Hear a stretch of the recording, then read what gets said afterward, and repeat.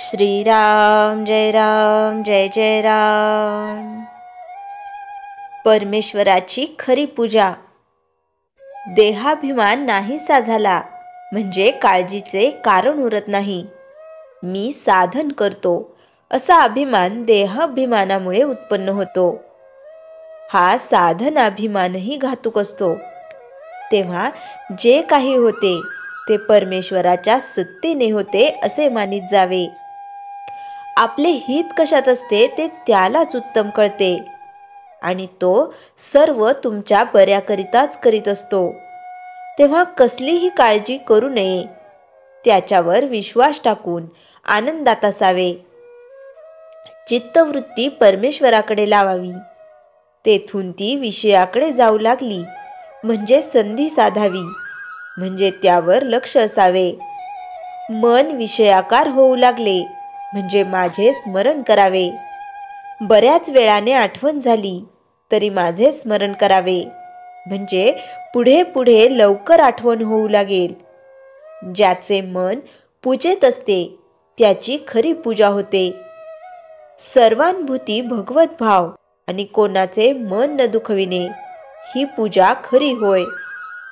पूजेला बाह्योपचाराची गरज नसते, मन मात्र अर्पण होणे जरूर आहे। पूजेत भाव असणे जरूर आहे। भक्ती आणि वैराग्य यांच्यामध्ये तसा फरक नाही। परमेश्वराची आवड म्हणजे भक्ती आणि विषयाची अनासक्ती म्हणजे वैराग्य। रामराय वनवासात जायला निघाले तेव्हा त्यांनी सीतामाईला बरोबर न येण्याविषयी सांगितले। त्यावेळी तिने उत्तर दिले की रामा, तुझ्याबरोबर असेन तर मला सर्व कष्ट सुखमय आहेत आणि तुझ्याशिवाय असेन तर सर्व सुखोपभोग हे मला कष्टमय आहेत।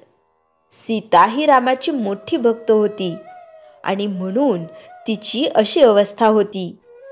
तिला परिस्थितीची जाणीव नव्हती, पण आपली गोष्ट अशी नाही।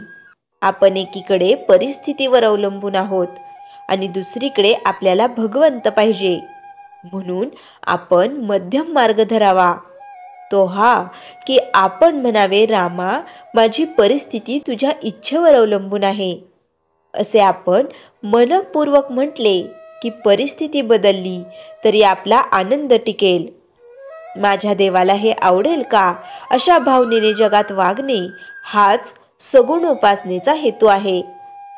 जसजशी आपण सगुणाची उपाधी वाढवतो तसतशी आपली इतर उपाधी कमी कमी होत जाते। सगुणाच्या उपासनेला आज आपण कल्पनेने प्रारंभ करू, मागून निश्चयात्मकता आपोआप येईल। चैतन्य सर्व ठिकाणी भरलेले आहे, ते कुठेही प्रकट होऊ शकेल। त्याला प्रकट करणे हे आपल्या भावनेवर अवलंबून आहे। ज्याची भावना खरी शुद्ध म्हणजे निसंशय असते त्याला दगडाची मूर्ती देखील देव बनते। भावना मात्र 100 नंबरी पाहिजे, त्यामध्ये भेसळ उपयोगाची नाही। श्रीराम जय जय राम। चैतन्यवाणी। उपाधी वासना नाहीशी करण्यासाठीच नाम घ्यायचे असते। श्रीराम जय जय राम। प्रारब्ध शुद्धी। अध्यात्मात प्रगती करायची असेल तर प्रथम प्रारब्ध शुद्ध करावी लागते। प्रारब्ध शुद्ध केल्याशिवाय अध्यात्मात कधीही प्रगती होत नाही। प्रारब्धाचे मुख्य 3 भेद आहेत। संचित। मानवाच्या चित्तामध्ये पूर्वीच्या हजारो जन्मांचे संस्कार साठलेले असतात। त्याचप्रमाणे पूर्वीच्या हजारो जन्मांतील कर्माचे व वासनांचे गाठोडे या चित्तामध्ये साठलेले असते। या गाठोड्याला संचित असे म्हणतात। प्रारब्ध। संचितामधून या जन्मी जे काही मानवाने भोगायचे आहे त्याला प्रारब्ध असे म्हणतात। त्या प्रारब्धानुसारच माणसाला बुद्धी होत असते, म्हणून बुद्धी कर्मानुसारिणी म्हटले जाते। क्रियामान। या जन्मी मनुष्य जे काही कर्म करतो त्या कर्मास क्रियामान कर्म म्हणतात। अर्थात हे क्रियामान कर्म पुन्हा संचितात जमा होत असते व संचिताचे गाठोडे वाढतच असते. म्हणून प्रत्येक कर्म करताना नीट विचार करून कर्म करावे व आपल्याला पाप लागणार नाही याची दक्षता घ्यावी. संचित, प्रारब्ध आणि क्रियामान यांचे कार्य कसे चालते ते पुढील उदाहरणावरून लक्षात येईल. समजा एखाद्या मनुष्याने त्याला आपण डॉक्टर व्हावे असे वाटू लागते, याला म्हणतात प्रारब्ध. हे प्रारब्धच त्याला डॉक्टर होण्याची प्रेरणा देत राहते व मला डॉक्टर व्हायचे आहे अशी तीव्र इच्छा त्याच्या मनात निर्माण करते. डॉक्टर होण्यासाठी त्याचे प्रयत्न सुरू होतात. तो खूप मन लावून अभ्यास करू लागतो व एक दिवस डॉक्टर बनतो. याला म्हणतात क्रियामान. आजही भारतात असे ज्योतिष आहेत की जे कुंडली पाहताच डॉक्टर होणार की वकील होणार, इंजिनियर होणार की आचारी होणार हे अचूक सांगतात. मानवी जीवनातील सर्व गोष्टी या प्रारब्धाधीन आहेत व अध्यात्मात प्रगती जर हवी असेल तर मुळावर घाव घालणे अतिशय आवश्यक असते. ही प्रारब्ध शुद्धी कशी करायची हे आता पाहूया. दररोज किमान 1 तास जप किंवा एखाद्या स्तोत्राचे पाठ करायला हवेत. 1 तास सकाळ व 1 तास संध्याकाळी. या साधनेने हळूहळू प्रारब्ध शुद्धी व्हायला सुरुवात होते. दान.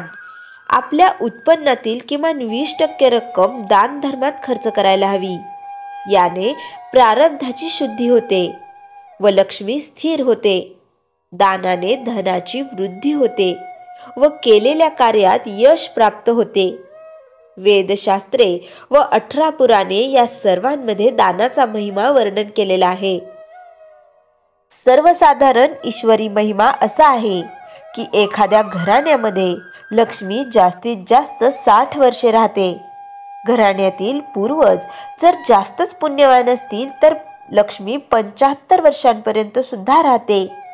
या कालावधीत पुण्याईचा क्षय होत असतो. घराण्यामध्ये कोर्ट कचेऱ्या, भांडणे, कलह, पिशाच शक्तींचा उपद्रव अशा प्रकारचे त्रास सुरू होतात. शेवटच्या 10-20 वर्षात सर्व संपून जाते. दारिद्र्य, अहंकार, अज्ञान व मूढता यांच्या खाईत ते घराणे लोटले जाते. लक्ष्मी निघून जाते व अहंकार, दारिद्र्य व दुर्गुण घराण्यात शिल्लक राहतात. धन, यश, कीर्ती, ऐश्वर्य, विद्या, सत्ता, सौंदर्य, सामर्थ्य या सर्व गोष्टी पूर्वपुण्याईने प्राप्त होत असतात व पूर्वपुण्याई ही दैनंदिन मानवी जीवनामध्ये रोजच खर्च होत असते. याकरिता पुण्याई सतत वाढवीत राहणे आवश्यक असते. ईश्वर चिंतन व दान याने पुण्याई वाढत राहते. म्हणून सतत ईश्वर चिंतन व दान करत राहायला हवे. धनवानांनो, या चंचल लक्ष्मीवर कधीही विश्वास ठेवू नका.